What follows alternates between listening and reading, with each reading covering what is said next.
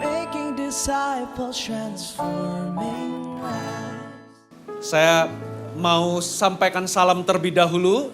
Saudara, bagi Anda yang ada di luar, saya tahu tempat ini penuh. Saudara, bahkan kalau Anda nengok keluar, seluruh lobi kita itu penuh dengan orang-orang. Termasuk yang ada di ruangan sebelah, yaitu Menol B. Shalom bagi Anda semua, saya percaya kalau Anda hari ini mungkin tidak seberuntung mereka yang masuk di dalam, ketahui satu hal bahwa Tuhan kita tidak terbatasi oleh jarak. Jadi sekalipun mungkin Anda di luar atau di ruangan sebelah, kalau hati Anda rindu, Anda pun akan mendapatkan berkat dan lawatan yang sama. Amin. Ini adalah, saya tadi dikasih tahu sama Pastor Nirwan bahwa sudah hampir 2 tahun. Gak kerasa ya, padahal saya masih ingat worship night terakhir di tempat ini, itu kayak baru kemarin, baru kapan lalu. Tapi rupa-rupanya ternyata sudah hampir 2 tahun, gak genap 2 tahun, 1 tahun setengah lebih gitu ya. Tapi gak kerasa ya waktu berjalan dengan cepat.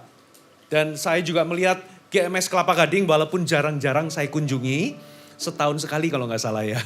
Setahun cuma dapat jadwal sekali, tapi Anda bertumbuh dengan luar biasa. Saudara, berikan tepuk tangan buat Tuhan kita. Khusus untuk malam hari ini, saya berikan tema Awesome in this place. Khususnya saya mau bagikan ada satu yang sebetulnya di awal-awal ketika di dalam perjanjian baru, ketika gereja pertama atau gereja mula-mula lahir, Tuhan menginstal atau menempatkan ada satu hal yang tidak boleh hilang sebetulnya. Pada zaman itu, kenapa Tuhan melakukan sesuatu yang luar biasa sehingga membuat mereka itu memiliki satu hal yang tidak boleh hilang itu? Karena memang di zaman Kisah Rasul atau di zaman mula-mula, saudara, Tuhan mau itu ada dan mau itu jadi budaya dan dihidupi dalam kehidupan kita. Apakah itu? Namanya takut akan Allah. Katakan takut akan Allah. Coba kita lihat kisahnya. Lalu kita akan dalami mengapa Tuhan melakukan itu. Kisah Rasul pasal 5 kita baca ayat yang ketiga sampai ayat yang ke-11. Tetapi Petrus berkata, Ananias, mengapa hatimu dikuasai iblis? Sehingga engkau mendustai Roh Kudus dan menahan sebagian hasil penjualan tanah itu. Selama tanah itu tidak dijual, bukankah itu tetap kepunyaanmu? Dan setelah dijual, bukankah hasilnya itu tetap dalam kuasamu? Mengapa engkau merencanakan perbuatan itu dalam hatimu? Engkau bukan mendustai manusia, tetapi mendustai Allah. Ketika mendengar perkataan itu, rebahlah Ananias dan putuslah nyawanya. Maka sangatlah ketakutan semua orang yang mendengar hal itu. Katakan sangat ketakutan. Ayat 6. Lalu datanglah beberapa orang muda, mereka mengapani mayat itu, mengusungnya keluar, mereka menguburnya. Kira-kira 3 jam kemudian masuklah istri Ananias, tetapi ia tidak tahu apa yang telah terjadi. Kata Petrus kepadanya, katakanlah kepadaku dengan harga sekian tanah itu kamu jual. Jawab Petrus, jawab perempuan itu betul sekian. Kata Petrus, mengapa kamu berdua bersepakat untuk mencobai roh Tuhan? Lihatlah, orang-orang baru mengubur suamimu berdiri di depan pintu. Orang-orang yang mengubur suamimu berdiri di depan pintu. Dan mereka akan mengusung engkau juga keluar. Lalu rebahlah perempuan itu seketika juga di depan kaki Petrus. Dan putuslah nyawanya. Ketika orang-orang muda itu masuk, mereka mendapati dia sudah mati. Lalu mereka mengusungnya keluar, menguburnya di samping suaminya. Ayat 11 diulangi lagi. Coba kita baca bersama-sama. Ayat 11. Maka sangat ketakutanlah seluruh jemaat dan semua orang yang mendengar hal itu. Ada 2 hal yang diulangi. Pertama-tama ketika Ananias berbohong soal penjualan tanah yang sebetulnya gereja itu nggak minta. Tetapi karena Ananias ini berbohong, bersepakat dengan istrinya, ya berbohong, aku memberikan tanah ini jumlahnya sekian, padahal itu nggak sekian. Lalu Petrus tanya, bukankah kami nggak pernah minta? Bukankah kalau engkau rela, engkau bisa memberi serela mungkin. Tidak perlu engkau itu mengaku sekian padahal kenyataannya tidak segitu.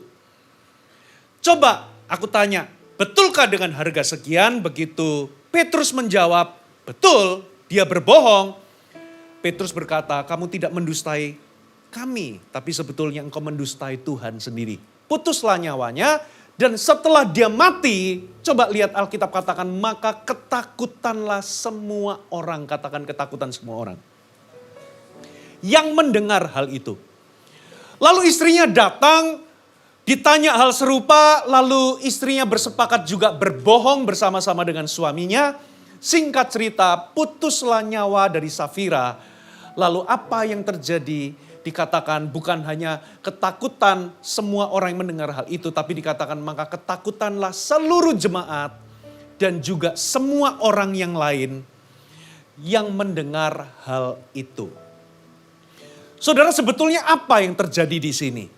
Sebetulnya apa yang gereja mula-mula alami? Ketakutan di sini itu ketakutan apa?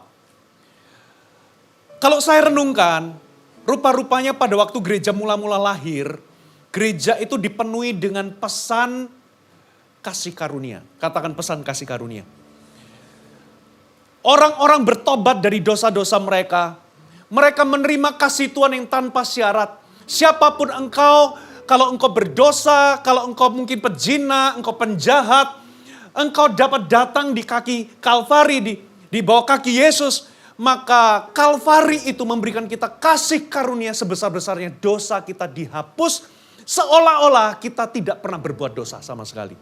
Itu namanya anugerah. Katakan amin. Dan karena kasih karunia itu, karena darah Yesus tercurah atas kita, maka kita itu beroleh keberanian untuk masuk ke tahta Tuhan. Kita itu bisa masuk dalam tahta Tuhan itu tanpa tertunduk malu atau tanpa rasa takut. Rasa takut akan apa? Akan penghukuman. Saudara, pesan kasih karunia itu membuat jemaat itu, saudara, ngalami yang namanya penerimaan tanpa syarat. Katakan amin. Tapi apa yang terjadi? Saudara, seharusnya ketika kita itu semakin mengenal Tuhan, harusnya bukan hanya kasih karunia yang bertumbuh dalam kehidupan kita, tapi seharusnya itu akan berlanjut bertumbuhnya respek atau takut akan Allah dalam kehidupan kita. Katakan amin. Nah, lalu apa yang terjadi?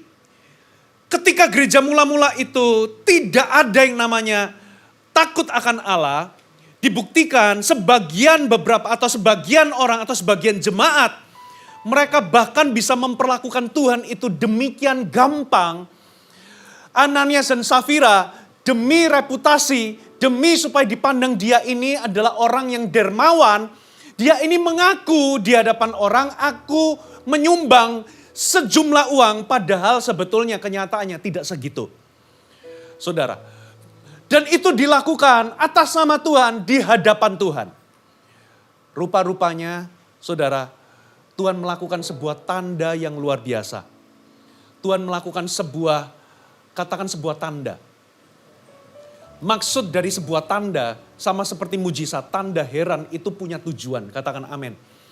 Nah, tanda kali ini itu gak enak. Nyawanya putus. Dosanya, padahal secara sekilas dosanya cuma bohong. Hari ini siapa yang tidak bersalah sama dosa bohong? Saudara, tapi kenapa Tuhan melakukannya di situ? Saudara, saya percaya Tuhan punya sebuah maksud. Dia punya sebuah pesan untuk gerejanya. Bahkan pesan ini juga untuk kita yang hidup di akhir zaman. Katakan amin. Apa pesannya? Semakin kita kenal Tuhan, saudara bukan hanya mengenal kasih-Nya saja, tapi saudara harus kenal kekudusannya. Kalau kita nggak kenal kekudusan Allah, kalau kita nggak kenal keadilan Allah, kalau kita cuma kenal kasih-Nya Allah, atau kasih karunia-Nya saja, sementara Anda nggak ngerti pesan tentang penghakiman, tentang kekudusan Allah, maka kita akan tumbuh, saudara, kita itu bisa tumbuh memperlakukan Tuhan itu seenaknya. Karena kita anggap bahwa karena Tuhan itu penuh kasih, kita bisa datang atau masuk dalam hadiratnya karena darah Yesus. Kita datang dalam hadiratnya itu tanpa tuduhan, tanpa rasa malu, dan tanpa takut akan penghukuman. Saudara, kita bisa cenderung memperlakukan Tuhan itu seenaknya. Karena kita nggak kenal satu sisinya, yaitu Tuhan itu kudus. Makanya ada sebuah firman di dalam perjanjian lama, hendaklah engkau kudus atau kuduslah engkau karena aku kudus. Katakan amin. Dia memang maha kasih, tapi jangan lupa dia juga maha kudus. Begitu Ananias dan Safira mati, tiba-tiba gereja Tuhan, jemaat Tuhan pada waktu itu dilanda ketakutan. Ketakutan di sini bukan teror. Ketakutan di sini itu bukan takut seolah-olah Tuhan itu jahat, lalu kita itu ketakutan. Saudara harus tahu bedanya. Ya, tapi takut di sini itu segan atau hormat lahir karena kasih. Saudara, hari ini kalau Bapak Presiden datang di ruangan ini, saya percaya Anda tidak akan ketakutan seperti seolah-olah Anda melihat sosok yang bengis atau seseorang yang jahat. Tapi begitu Bapak Presiden itu datang, saudara akan langsung respect. Bisa jadi kalau hari ini ada orang penting datang seperti presiden, kita semua mungkin akan bangkit berdiri. Betul atau betul? Kita hanya akan duduk setelah Bapak Presiden duduk. Itu namanya segan. Bahwa ada seorang pribadi yang kita nggak bisa perlakukan seenaknya. Itu namanya takut akan Allah. Itulah sebabnya kita nggak bisa, sekalipun Tuhan itu maha kasih, dia bisa menjadi sahabat kita. Tapi kita mesti ingat bahwa dia tetaplah Tuhan yang kita nggak bisa perlakukan seperti seorang manusia biasa. Katakan amin. Dia tetaplah Tuhan dan sifat yang melekat dalam dirinya itu adalah kudus. That's why, saudara, semakin Anda bertumbuh kenal Tuhan, saudara, Anda tidak bisa main-main atau menganggap remeh sosok atau pribadi Tuhan. Kita tidak mungkin, semakin Anda bertumbuh kenal Tuhan, di satu sisi Anda mengenal kasih karunia-Nya, kasih karunia itu mengampuni dan memampukan engkau, tapi saudara, sekalipun Anda bisa, Bapak Ibu, misal ini saya berandai-andai. Misalnya sekalipun Anda itu bisa main bola bersama dengan Bapak Presiden. Anda bisa ketawa-ketawa. Tapi Anda harus ingat dia tetaplah presiden. Gara-gara Anda bisa main bola ketawa-ketawa, entah main sepak bola atau main apa. Saudara, bukan berarti Anda bisa jendul-jendul kepalanya sembarangan. Do you mudeng? Kenapa? Tetap Anda akan respect. Anda bisa dekat guyonan, tapi Anda tidak bisa sembarangan memperlakukannya. Begitulah dengan Tuhan. Seharusnya semakin kita bertumbuh, saudara, Anda akan kenal sifat-sifat Allah. Anda akan kenal kekudusannya. Dan itu membuat Anda tidak bisa main-main. Khususnya dengan Tuhan. Katakan amin. Sayangnya, bobot pemberitaan di dalam gereja, kalau kita mau jujur, kita lebih banyak khotbahkan kasih karunia, tapi jarang mengkhotbahkan takut akan Allah. Betul atau betul? Lalu akibatnya bisa berbahaya. Karena kita menyangka Tuhan itu maha kasih, tapi kita nggak kenal bahwa dia maha kudus. Maka di dalam kehidupan kita, kita tidak memiliki takut akan Allah ini. Makanya takut akan Allah itu either you have it or not. Anda memilikinya atau tidak. Anda tidak bisa pura-pura memilikinya. Anda tidak bisa bertingkah seolah-olah memilikinya. Kalau itu nggak ada, itu nggak akan ada. Entah itu ada dalam diri Anda dan bertumbuh atau tidak ada sama sekali. Dan Anda tidak bisa menipunya atau fake it. Anda tidak bisa berpura-pura atau memalsukannya dalam kehidupan saudara. Kalau Anda nggak ada, nggak punya itu nggak akan ada. Anda mungkin bisa berpura-pura sebentar, tapi Anda akan terekspos. Karena cara Anda hidup, kalau Anda tidak punya takut akan Allah, akan beda. Sekalipun Anda kenal kasih karunia-Nya. Hari ini saya bagikan dengan cepat dulu. Kira-kira apa sih berkatnya kalau Anda memilikinya? Sorry ini, sebentar ya, saya perbaiki dulu ya. Ya, sebentar. Gak enak karena lepas.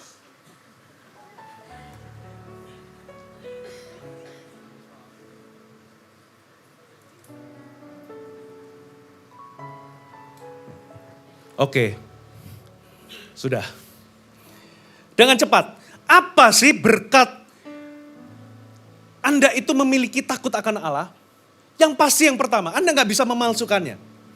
Semakin kalau Anda memiliki takut akan Tuhan, saudara akan bertumbuh di dalam kedekatan atau keintiman dengan Tuhan. Itu sudah pasti. Kenapa? Karena firman Tuhan ngomong begini. Mazmur 25 ayat 14. Tuhan bergaul karib dengan orang yang takut akan Dia. Dan perjanjiannya diberitahukannya kepada mereka. Kenapa beberapa orang itu sulit Anda dekat atau intim dengan Tuhan? Sederhana jawabannya adalah jangan-jangan Anda tidak memiliki takut akan Allah dalam diri Anda. Nanti saya akan jelaskan di akhir. Kenapa sih, apa sih bentuk Anda nggak takut akan Tuhan? Dan kenapa itu berpengaruh kepada keintiman saudara? Itu nanti saya bagikan berkatnya dulu. Makanya Anda nggak bisa memalsunya. Either you have it or not have it. Saudara nggak bisa berpura-pura memilikinya. Kalau Anda nggak punya, Anda nggak punya. Sebab itu adalah virtue. Itu adalah sesuatu yang kualitas yang terletak dalam diri Anda. Anda nggak mungkin bisa intim sama Tuhan. Sulit kalau Anda tidak memelihara yang namanya takut akan Tuhan. Yang kedua, saudara, yang kedua. Saudara, sulit untuk Anda bisa mengalami kuasa Tuhan. Saudara ingat kisah ketika Yesus pergi ke Nazaret, lalu coba, apa sikap orang-orang yang di situ? Mereka sama sekali tidak ada respeknya sama sekali kepada Yesus.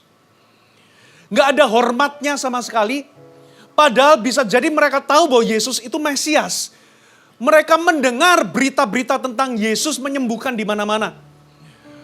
Bahkan sudah jelas bahwa Yesus itulah nubuatan tentang Mesias.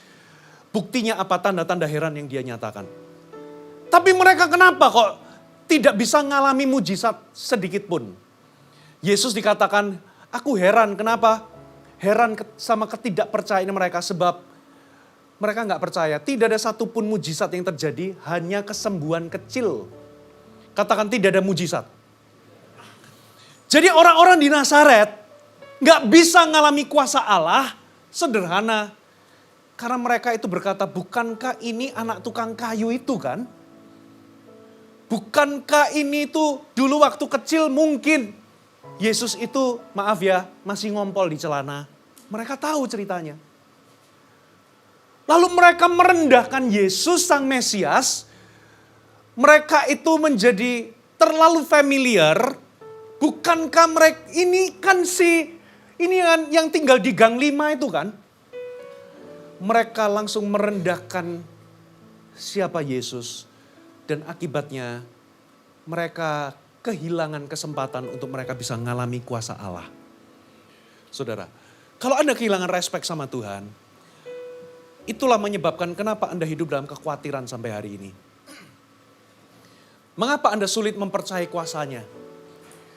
Jangan-jangan karena Anda sudah kehilangan respek terhadap siapa Tuhan sesungguhnya. Yang ketiga, saudara. Apa berkat Anda punya takut akan Tuhan? Anda akan memperoleh tuntunan, katakan tuntunan. Akan ada hikmat yang tersedia bagimu. Landasan sukses sejati itu adalah takut akan Allah. Sebab dengan takut akan Tuhan, seseorang itu akan memperoleh hikmat yang dia perlukan di dalam semua area kehidupannya. Tapi fondasi hikmat dari Allah bukan hikmat dunia, bukan akal atau kecerdasan manusia. Fondasinya adalah selalu takut akan Allah. Katakan amin.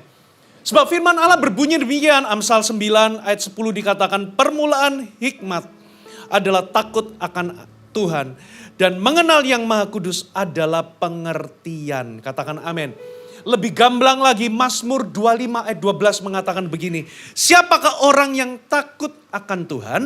Kepadanya Tuhan menunjukkan jalan yang harus dipilihnya. Saudara, dengan kata lain, orang yang takut akan Tuhan, dia akan selalu menemukan jalan mana yang harus dipilihnya. Sebab kepada mereka yang takut akan Tuhan, Tuhan selalu menunjukkan tuntunannya. Katakan amin. Pernah nggak saudara itu tutup mata, lalu saudara suruh jalan? Kira-kira apa yang Anda alami? Anda akan nabrak ke sana sini, betul nggak? Anda akan nabrak, Anda akan jatuh ke lubang. Pernah nggak Anda berada di dalam kegelapan, nggak tahu kemana Anda harus pergi? Pernah nggak Anda itu berada dalam persimpangan besar dalam kehidupan saudara, di mana Anda harus mengambil keputusan, tapi Anda don't know what to do, nggak tahu kemana Anda mau pergi. Saudara, kalau Anda punya takut akan Tuhan, Tuhan tidak akan membiarkan Anda dalam kebingungan atau dalam kegelapan. Tuhan pasti akan memberikan Anda clue, memberikan Anda petunjuk, memberikan Anda terang kemana Anda melangkah, sekalipun mungkin secara manusiawi Anda itu meraba-raba, tapi Anda tidak akan kehilangan tuntunan. Katakan amin. Sebab apa? Karena Anda punya takut akan Allah. Berkat berikutnya saudara, apa manfaatnya? Yang kelima saudara. Yang keempat dulu ya. Bertumbuhnya kekudusan. Loh, aneh ini. Bukankah waktu kita itu terima Yesus, bukankah kita itu dikuduskan, dibenarkan? Tuhan melihat kita kudus seperti seorang yang belum pernah berbuat dosa. Yes, waktu kita terima Yesus lahir baru, di mata Tuhan kita kudus. Kita bukan lagi orang berdosa. Tapi yang dimaksud dengan bertumbuhnya kekudusan di sini adalah, saudara, Anda harus tahu kita ini dibasuh oleh darah Yesus. Tapi hati kita, saudara, bisa jadi Anda dibasuh, tapi hati Anda masih penuh dengan sakit hati. Hati Anda masih penuh dengan motivasi yang tidak berkenan. Masih dipenuhi oleh keinginan-keinginan yang berdosa. Itulah sebabnya Tuhan ingin kita terus berubah, hati kita terus mengalami yang namanya sanctification atau pengudusan. Katakan amin. Nah, tahukah saudara, takut akan Allah itulah satu-satunya cara. Karena dengan takut akan Tuhan, saudara bisa menolak dosa. Dengan takut akan Allah, saudara bisa menjauhi dosa. Nanti saya jelaskan, kenapa sih? Saya jelaskan nanti ya semuanya ya. Yang berikutnya, saudara. Tadi ayatnya saya baca dulu, Amsal 8 ayat 13. Takut akan Tuhan ialah membenci kejahatan. Amsal 8 ayat 13, oke. Takut akan Tuhan ialah membenci kejahatan. Aku benci kepada kesombongan, kecongkakan, tingkah laku yang jahat, mulut penuh tipu muslihat. Yang terakhir, saudara, yang terakhir. Berkat yang terakhir, mengalami berkat damai sejahtera dan perlindungan Tuhan. Dengan cepat ya. Amsal 22 ayat 4. Ganjaran kerendahan hati dan takut akan Tuhan adalah kekayaan, kehormatan, kehidupan. Yang percaya katakan amin. Amsal 10 ayat 12. Takut akan Tuhan memperpanjang umur. Tetapi tahun-tahun orang fasik diperpendek. Tapi Anda jangan suka menghakimi kalau ada orang mati muda, oh berarti gak takut akan Tuhan. Amsal 14 ayat 26. Dalam takut akan Tuhan ada ketentraman yang besar. Bahkan ada perlindungan bagi anak-anaknya. Itulah semua berkat ketika Anda hidup takut akan Tuhan. Saya ulangi, apa saja berkatnya? Yang pertama, Anda bertumbuh di dalam keintiman. Yang kedua, Anda mengalami kuasa Allah dalam kehidupan Anda sehari-hari. Katakan amin. Anda memperoleh hikmat atau memperoleh tuntunan Tuhan dalam kehidupan saudara. Anda bertumbuh di dalam kekudusan dan Anda mengalami berkat, damai sejahtera dan perlindungan daripada Tuhan. Nah, sekarang saya jelaskan. Saudara, apa sih bentuk nyata? Apa sih wujud takut akan Allah dalam kehidupan kita, apakah itu cuma perasaan doang? Apa sih wujudnya sehingga kita bisa melihat 5 berkat tadi? Seseorang yang punya takut akan Tuhan, yang pertama itu jelas, dia akan punya ketaatan yang spontan. Katakan ketaatan yang spontan. Makanya saya katakan dari awal, saudara gak bisa memalsukan. Saudara gak bisa berpura-pura.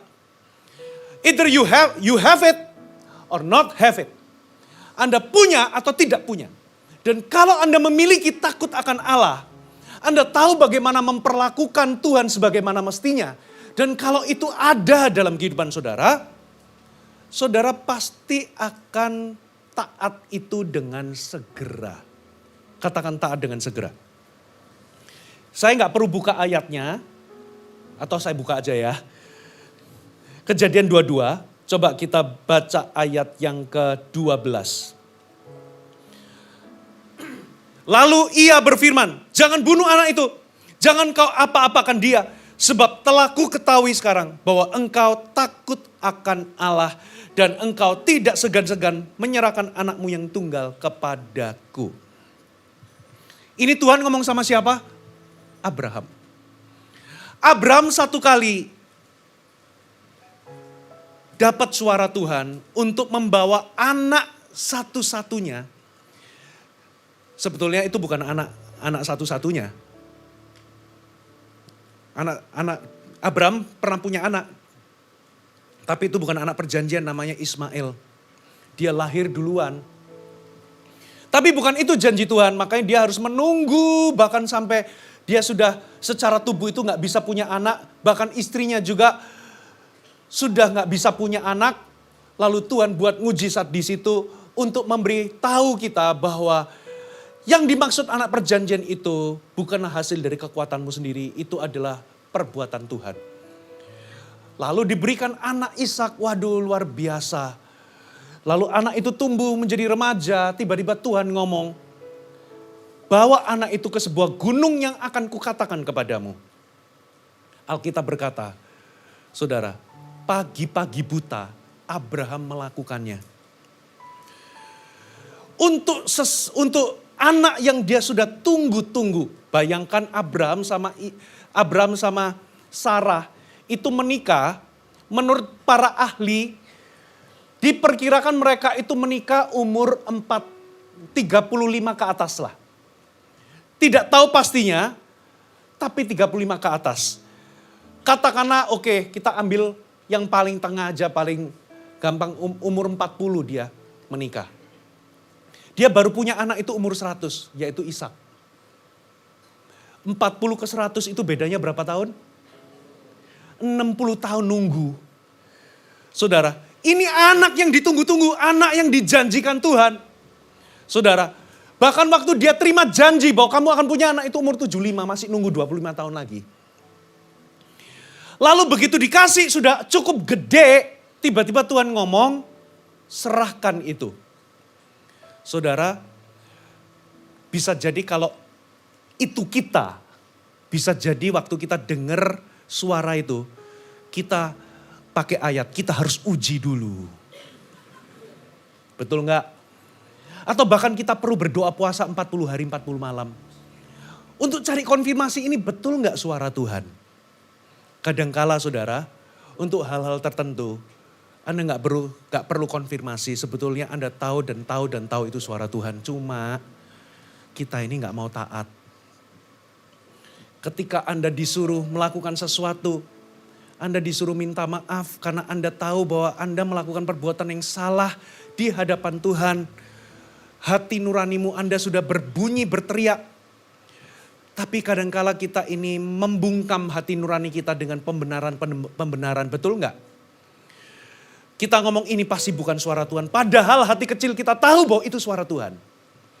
Tapi kita seringkali pakai uji dulu.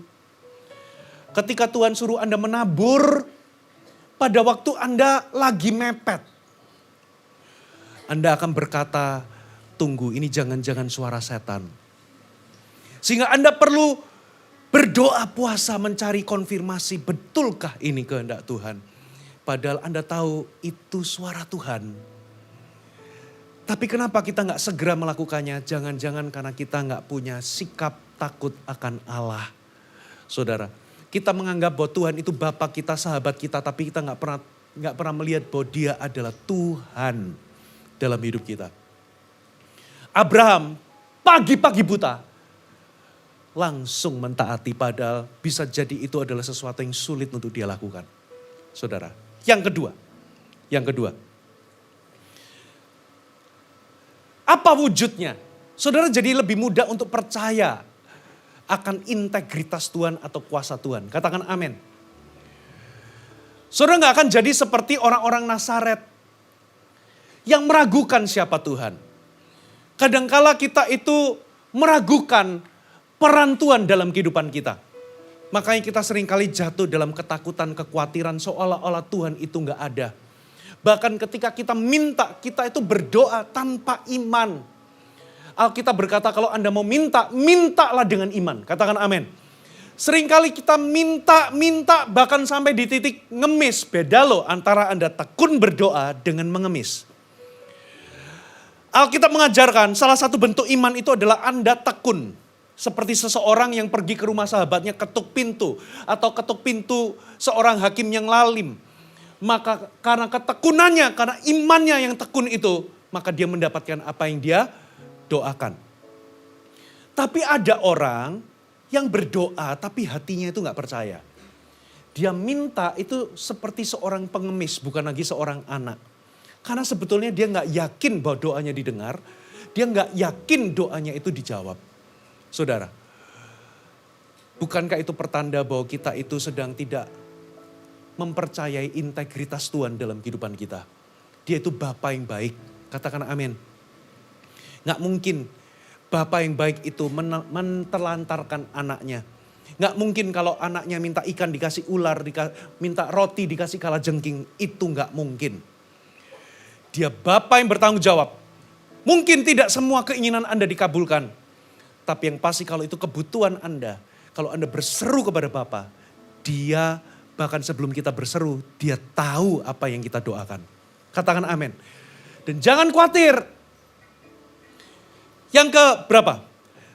Ketiga, bentuk dari Anda punya takut akan Allah adalah menjauhi dosa atau kejahatan. Katakan menjauhi. Coba ya kita baca sebuah ayat. Amsal 16 ayat 6. Dengan kasih dan kesetiaan kesalahan diampuni. Maksudnya apa? Dengan kasih karunia kesalahan diampuni. Tapi karena takut akan Tuhan, orang itu menjauhi kejahatan. Apa tadi definisi di Amsal 18? Apa definisi takut akan Allah? Takut akan Allah ialah membenci kejahatan. Semenjak Adam dan Hawa jatuh dalam dosa, saudara, Adam dan Hawa memulai sesuatu yang terus-menerus dilakukan oleh keturunan-keturunannya sampai kita. Semenjak Adam dan Hawa jatuh, manusia semuanya jatuh di dalam dosa. Tapi ada satu hal yang sebetulnya membuat kita bisa untuk tidak meneruskan apa yang terjadi sejak Adam dan Hawa jatuh. Yaitu namanya kita bisa menolak dosa, bahkan kita bisa membenci dosa. Katakan menolak dan membenci dosa. Dengan apa kita bisa menolak dan membenci dosa? Cuman dengan satu hal ini yang Alkitab nyatakan. Yaitu dengan takut akan Allah. Katakan amin. Sebab ketika saudara itu takut akan Tuhan, saudara itu jadi melihat dosa itu seperti Tuhan melihat dosa. Saudara jadi punya sikapnya Allah terhadap yang namanya dosa. Apa sikap Allah terhadap dosa? Jijik. Dia benci sama yang namanya dosa. Dia tidak membenci pendosa, tapi dia benci dosa. Kenapa dia benci dosa? Sebab sifatnya adalah kudus. Katakan amin. Nah, disinilah saudara kenapa banyak orang Kristen terus jatuh bangun. Karena sebetulnya kita semua orang Kristen itu kita menghadapi cobaan yang sama dan pergumulan yang sama. Yaitu kita bergumul dengan yang namanya dosa. Betul ya? Ada 4 tingkatan sikap orang Kristen terhadap dosa. Yang pertama, ada orang Kristen yang tidak berbuat dosa karena takut akan akibat atau konsekuensinya. Jadi ada beberapa orang itu nggak mencuri, itu karena takut digebukin masa. Karena takut ketahuan. Beberapa orang nggak korupsi karena apa? Takut dipecat. Takut dipenjara. Beberapa orang dia membenci seseorang, kepengen membunuhnya tapi dia tidak membunuhnya hanya karena takut. Nanti kalau dia membunuh, dia akan dipenjara. Tapi Tuhan itu melihat sampai kedalaman hati. Dia mungkin gak berzina. Saudara, kenapa gak berzina secara fisik ya? Karena dia takut konsekuensinya, takut ketahuan, takut dipenjara, takut hukuman sosial. Tapi di dalam hatinya, dia berzina. Dia gak membunuh orang itu, tapi dia membenci orang itu. Alkitab katakan, orang yang membenci saudaranya, itu sudah berdosa. Itu sama seperti membunuh. Orang mungkin gak berzina sampai berzina secara fisik. Tapi orang yang memandang perempuan dan mengingininya, itu sudah berzina dalam hatinya, kata Alkitab. Itu level pertama. Jadi orang kelihatannya gak berdosa hanya karena takut. Level kedua, itu adalah orang yang dalam tanda kutip hidup di dalam standar kalau saya mau katakan itu seperti golden rules di dalam Alkitab. Apa aturan emas di dalam Alkitab? Apa yang kau ingin orang lain perbuat kepadamu, perbuatlah demikian. Ini adalah tipe orang yang mau hidup damai. Dia gak mau diganggu orang karena itu dia gak ganggu orang. Saya gak mau ada masalah dalam hidup ini. Makanya dia kelihatannya baik sama semua orang, baik, ramah. Tapi, saudara, dia mengabaikan terhadap dosa-dosa yang tidak kelihatan. Seperti keserakahan, kesombongan. Saudara, dosa-dosa yang gak kelihatan tapi di luar tampak ramah. Karena dia hidup, aku kepengen damai. Aku gak mau ada ribut-ribut, gak ada pertengkaran. Makanya dia baik sama orang, dia pergi ke gereja, bahkan dia berperpuluhan, dia memberikan persembahan. Tapi dia mengabaikan hal-hal dosa-dosa yang tersembunyi. Makanya jangan heran di film-film itu ada pembunuh berantai itu kelihatannya alim-alim, saudara. Betul atau betul? Saudara, dia bisa jadi dia kelihatan baik dan saleh, tapi dia mengabaikan atau punya kehidupan ganda, khususnya berkenaan dengan dosa-dosa tersembunyi. Itu level kedua. Saudara. Level ketiga adalah orang Kristen yang sebetulnya tulus ingin menyenangkan Tuhan. Tapi mereka masih bergumul di dalam dosa. Saudara, mereka masih jatuh. Sederhana. Mereka tuh ingin menyenangkan Tuhan, tapi at the same time mereka masih cinta sama dosa mereka. Katakan masih cinta. Baru level yang keempat. Makanya yang tadi, walaupun ingin menyenangkan Tuhan, tapi dia masih terikat dengan beberapa area dosa. Karena sebetulnya dia masih sayang sama dosa itu, belum benci dosa. Level yang keempat, barulah seseorang yang memiliki takut akan Allah. Ini adalah tipe orang Kristen yang sudah di level membenci dosa. Dia punya sikap Allah terhadap dosa. Saudara, dia mencintai apa yang Tuhan cintai, dia juga membenci apa yang Tuhan benci. Inilah, saudara, Tuhan ingin kita sampai di level ini. Katakan amin. Makanya orang yang mungkin di level 1, 2, dan 3, mungkin bisa kelihatan baik. Tapi selama Anda tidak membenci dosa, selama Anda tidak memiliki takut akan Allah, saudara, Anda akan selalu jatuh bangun di dalam dosa. Makanya orang yang tingkat keempat, dia akan jarang berbuat dosa. Bukan tidak pernah atau bukan tidak bisa, tapi dia akan jarang berbuat dosa.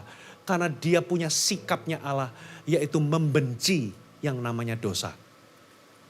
Saudara, nah sekarang saya mau kasih Anda sebuah perumpamaan.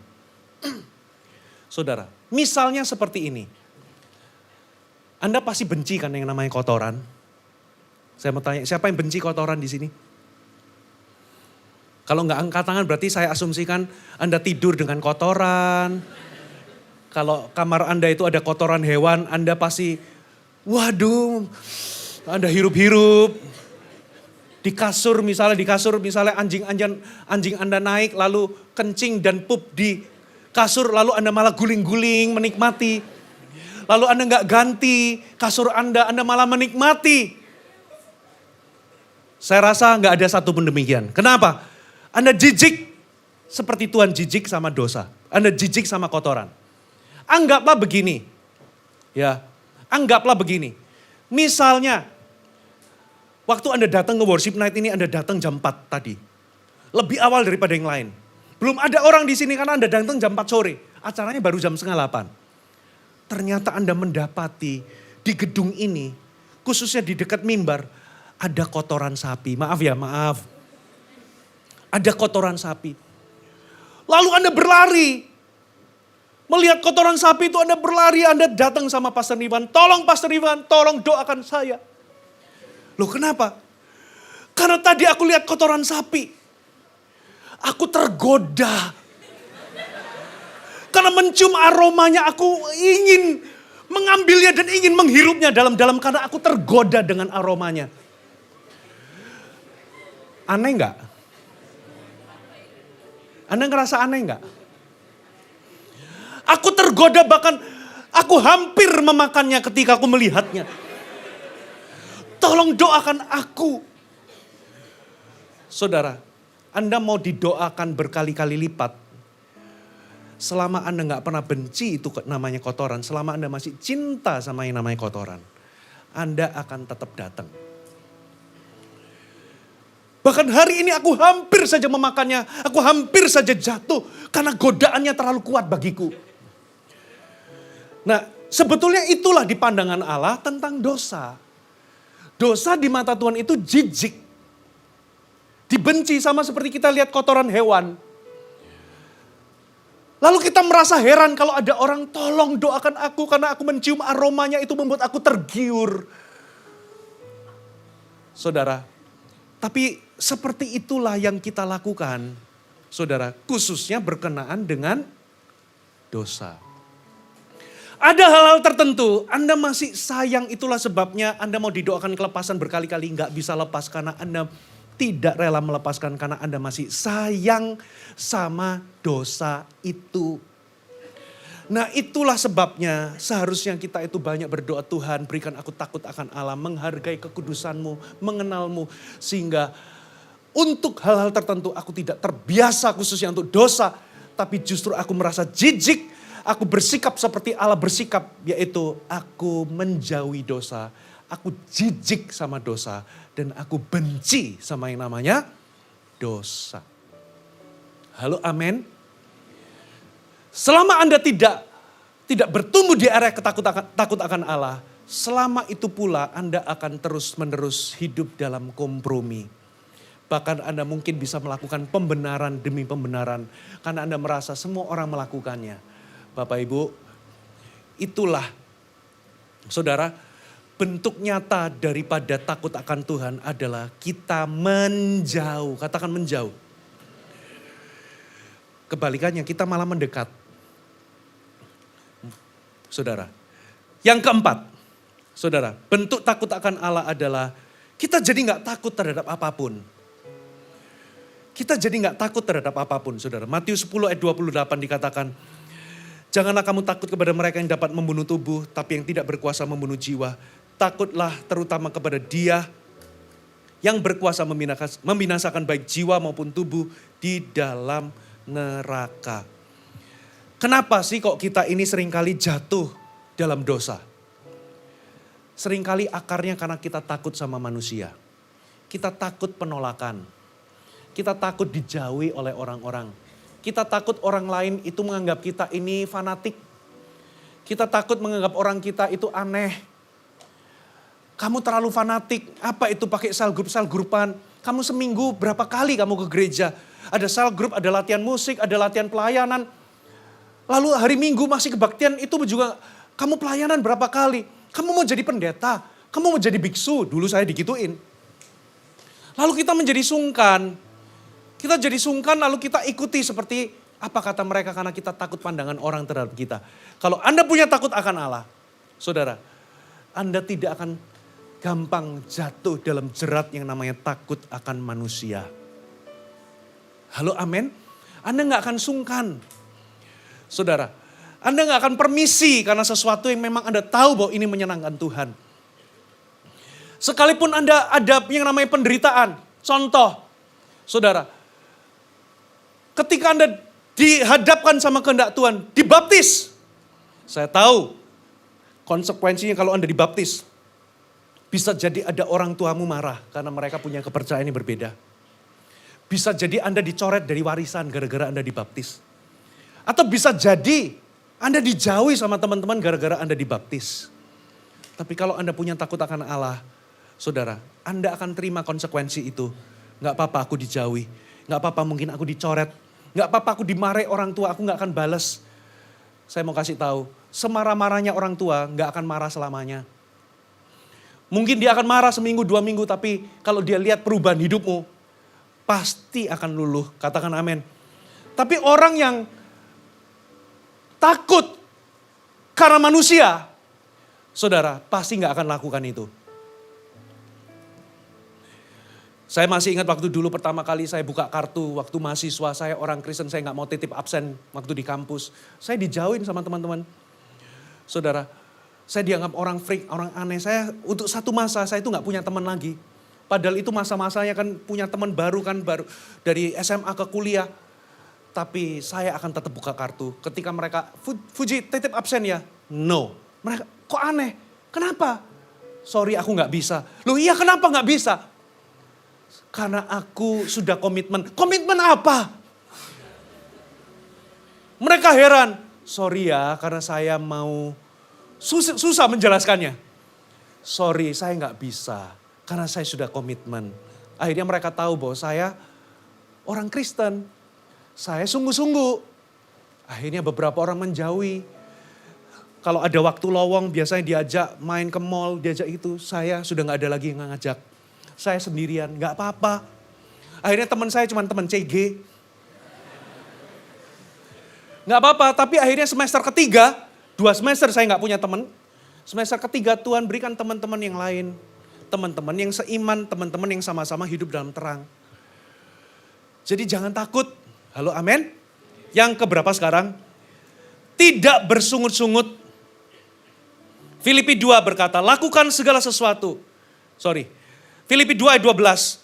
Hai saudara-saudara yang kekasih, kamu senantiasa taat karena itu tetap kerjakan keselamatanmu dengan takut dan gentar. Apa maksudnya? Maksudnya dengan takut akan Allah. Lalu lompat di ayat 14 dikatakan begini, lakukanlah segala sesuatu dengan tidak bersungut-sungut dan tidak berbantah-bantahan.